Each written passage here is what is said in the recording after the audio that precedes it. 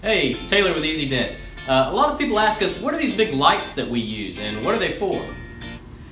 Okay, so we use various LED lights to see dings and deviations in the metal that you can't always see in natural lighting. So here we have one of our larger lights that we can wheel up to large panels.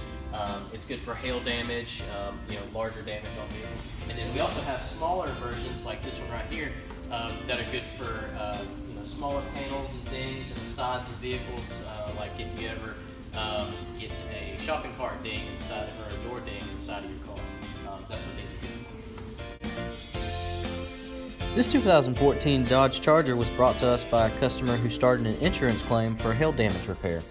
This footage we took of the damage outside in natural lighting shows some of the larger dents, but we can't really get a good grasp of the overall extent of the damage. We asked the customer how many dents she thought were just on the roof, and she guessed about 20 to 30. But after bringing the car inside and pulling our lights up to it, we actually found over 100 dents just on the roof alone.